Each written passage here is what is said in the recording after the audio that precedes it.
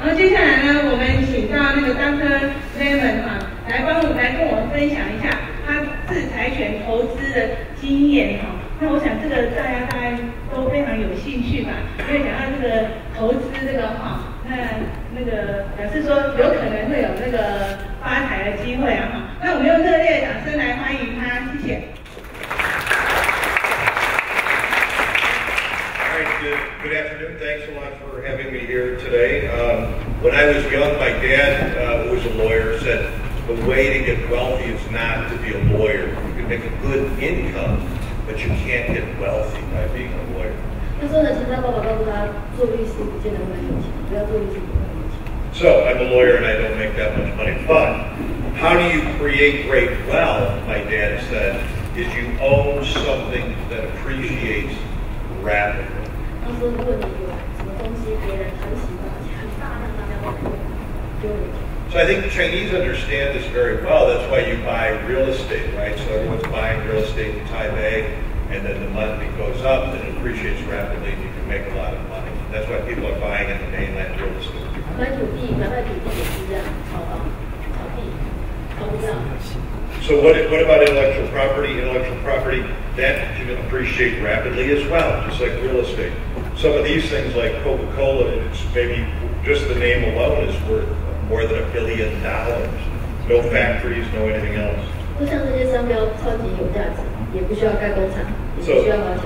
Yeah, there's places like Nike, like I said in the last thing, they're a very powerful company, but they don't even have one single factory. All they do is they outsource their factory. Apple is a very powerful company. It doesn't have one single manufacturing facility in the world, but it uses its intellectual property to make money. Apple and Samsung and Motorola have spent infamously in this last 12 months more money on lawsuits and purchasing intellectual property than any other year. Google spent $12 billion to purchase Motorola, and it also paid IBM for 1,000 patents. And Apple spent more than $2.6 billion obtaining patents from Nortel. 那现在说呢，其实有些像这个 Nike 跟 Google 不用盖工厂啊，那这个 Google 花了200亿买 Motorola， 然后现在很多智财权的买卖其实也是很赚钱。So what the heck is intellectual property rights?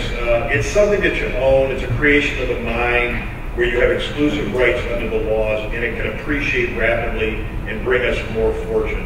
So examples of it are copyright. These are all governed by international law. Industrial property, trademark, utility models, industrial designs, and trade secrets. So some of these things we register, and some of them we don't. We have to protect. Under intellectual property law, owners are granted certain exclusive rights on intangible assets. 那简单我讲一下 ，copyright 像哈利波特对不对？然后 trade secret 像可口可乐的配方对，所以他这边讲一下专利权有很多的一个状态跟式样。Yeah, so I was looking. I guess next slide. What did some famous people say about intellectual property rights? I mean, Bill Gates, the famous college dropout, said intellectual property has the shelf life of a banana, but somehow he's making a lot of money from that.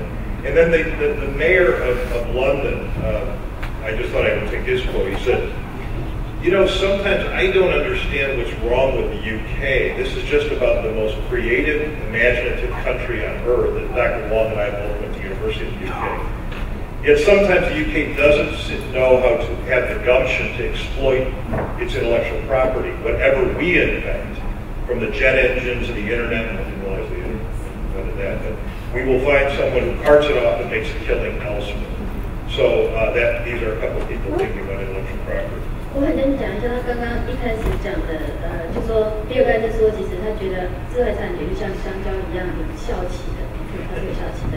然后他刚刚讲到说呢，在英国人的看法，就是说英国人常常发明一些东西，可是有些国家把它快速制造大量的发展，然后就把它变成一个杀人这个胁迫别人的一个武器。So, I mean, the concept of IP as valuable property is interesting. I think there's two ways of looking at it. There's people who want to change the world, like Steve Jobs. I don't know how many have read the Steve Jobs biography. I was talking about it with a judge from Japan. But it's very important. He had 221 patents that he filed from 2009 2010 until the time of his death. Even when you go in the Apple store, the stairs, the glass stairs that are in the Apple store, those are actually patented by Steve Jobs and some other people. 像贾博士大家都知道嘛，那贾博士个人有201个专利，但虽然很多都是一个设计专利啦，但是呢，你现在到哪里它都还是很赚钱，很有用。So how do you use assets? How do you make money from intellectual property? Apple last year paid $60 million to settle a dispute with Shenzhen ProView Technology. The dispute occurred as to whether Apple acquired the iPad name in China when it brought rights to various countries from the ProView affiliate here in Taiwan for 35,000 British pounds. So that was about 55,000 US dollars. And then later, it was found that they had to pay a great deal more money for that for that name. So that shows you how to appreciate traffic just with the name. 他现在讲 iPad， 就是说，其实当初在买 iPad 的时候呢，是 Apple 的一个小公司提供的，然后买的大概是55,000美金，但是最后因为在深圳这个地方没有办法实施，最后他们还花了6000万美元去协商这个暑假发生的事情。所以你可以知道说，因为如果 iPad 不能卖，不能用 iPad 卖，它会卖那么好吗？不行，所以6000万花下去是符合的，所以现在刚好多值钱。Okay, so I mean, it's important to know, and when I was young, I didn't really understand this, but there are international conventions that govern intellectual property, but all intellectual property is also local. So it's all, if you don't file it locally and protect it locally, these are the conventions that govern intellectual property law, and I'm not going to go into detail with these, but each one of these things has to do with the overview internationally, but they must be protected here in Taiwan and must be protected in each home jurisdiction. 那现在呢，有关制裁权方面的规定有世界的协定上去除外有，还有一些国安协定啊、巴黎公约这些来规范，但是每个国家有它自己的国内法。Okay, so next slide is we're going to talk a little bit about copyright law in mainland China. So I've been in mainland China for about 25 years.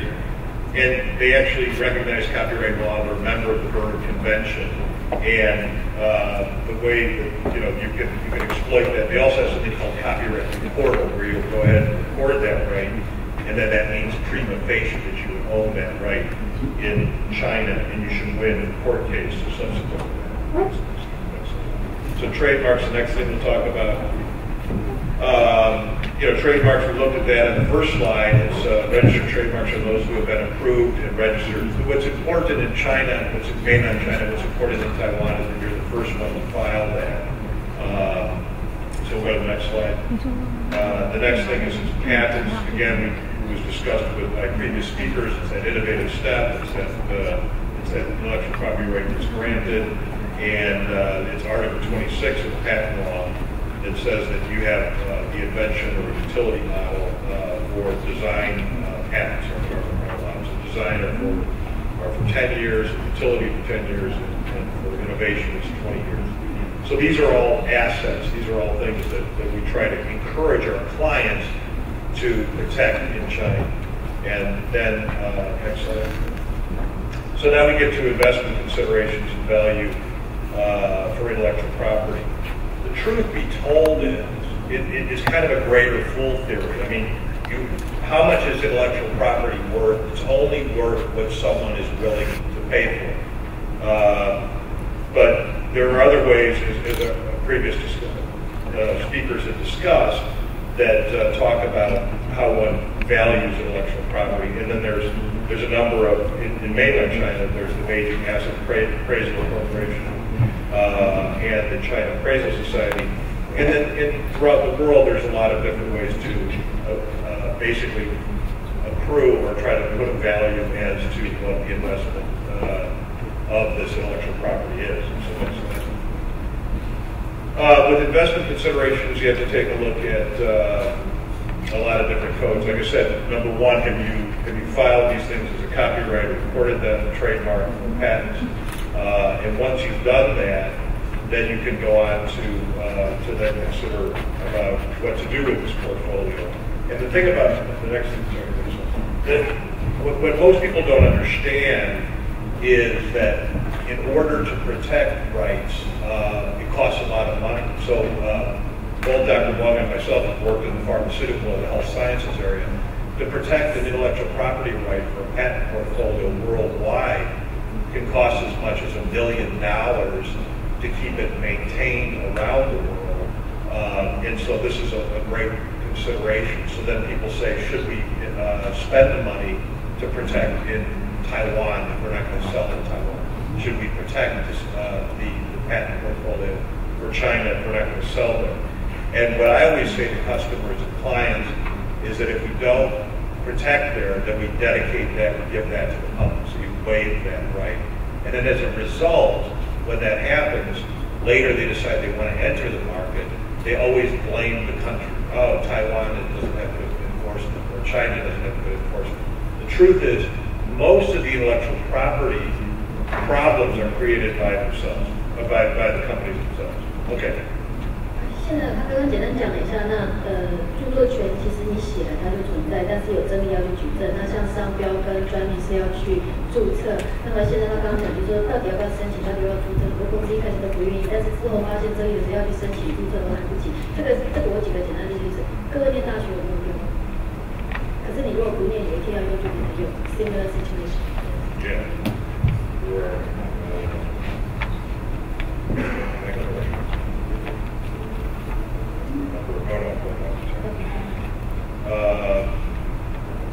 Okay, so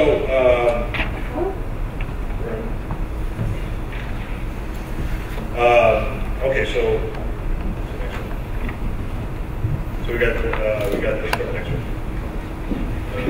Next one. Okay, so for sleeping IP rights, there's a lot of other considerations. Intellectual property kind is intangible, has huge potential. Every year there are a lot of patent applications worldwide that are not put in the market. Actually, most of them are not put in the market, are sleeping in the owner's hands, that's what we call it that. So these kind of things can be used as investments. Okay, next. Under Chinese law, mainland Chinese law, you can have a 70% capital contribution if you decide to start a corporation in China or some foreign investing corporation. So 70% of that can be intellectual property rights. This has been a big change. The mainland Chinese government now is paying local companies to be able to pay for patent rights, trademark rights. So they're subsidizing these because they want mainland China to move into the area where it's going to be intellectual property is going to be the focal point rather than just manufacturing and outsourcing. So 70% of the capital. It used to be very difficult to do that. Next slide.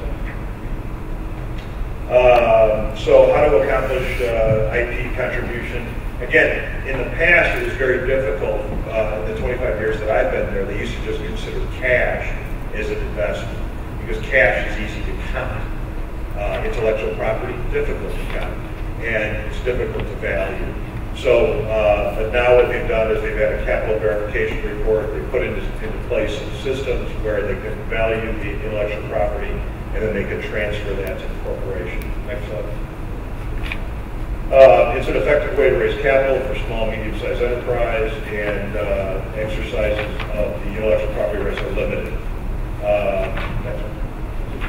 But what we've also got is local provinces have actually taken it into their hands to try to get them to have more intellectual property in their particular places. Places like Zhejiang province, which is near Shanghai, is a place that's got it more down and actually encouraged it more than other places. 所以说，浙江其实鼓励用专利去质押借钱，比其他中国其他省份还要正面一点。 And then they use it for collateralizing commercial loans, bank financing, granting security interests, especially in the music business, internet-based small, medium-sized enterprises, and high technology sectors. So this has been another catalyst, another direction that China has gone into by allowing the assets to be considered something of value. 那现在的新的一个流行就是用专利证券化，把专利这个价值呢，跟它未来的权利金拿去这个发行股票。 上市类似IPO这样，然后来换取现金，做到后面想要做的这个事情，再把利润回馈给投资人。Okay, then the next thing that has been an experiment by mainland China but has not been very successful is to put this IP ownership in trust and IP rights to a trustee. So the IP rights go into the market and the benefits become the IP owner. This has been experimented on in multiple provinces and worked in some places and not in others. 那在中国有一些省份已经开始这个智慧产权可以做信托，然后可以来运作来利用这个专利权。So in Wuhan, for example, they have an international trust investment limited and a no IP rights trust system, but they went ahead and tried to next slide. They went ahead and they tried to go forward with that, and there was not a benefit made from trust. And since the trust laws were well developed, it was a bit of a disaster. But the point of it is that the way to get wealthy again is intellectual property. It's something that appreciates rapidly. How to exploit it is something that places like Taiwan, places like China are trying to better improve. In the past, they just looked at valuation of money put into a venture. Now they're looking towards intellectual property as an important asset to be able to capitalize corporations. And the mainland Chinese government has also taken a step further by saying, if the majority of your business is derived from intellectual property rights, your tax rate will be reduced from 35% down to 15%. So that they're taking a very aggressive stance. 就在中国，现在有一些税法上来保护这个专门做研发的公司，如果他有那个智慧产权，它的这个纳税的部分是可以有一些的优惠。那另外刚刚讲到这个智慧产权质量，刚刚提到说音乐跟这个网络这个行业是比较多。我简单举个例子，就是说最有名的这个证券化的部分就是 David Bowie 的证券啊，那 David Bowie 他是一个很有名的歌手，老歌手，那他有很多的歌，但是他是EMI 拥有他的版权，那他想要回英国，所以他就是他是作者，他又是单核心的唱歌唱者，所以他就去找别的银行家帮他代版，然后把它发行给有名觉得这个会赚钱，有名是卖白金唱片，所以他拿了这些钱把版权买好回去英国继续胜，然后这个是最有名的例子。那现在拍电影或者是小试着在日本开始有些就是案例。Good. So with that, I would like to thank everybody's attention and thank my fellow panelists here. And that's all I have to say. Thank you very much. Appreciate it.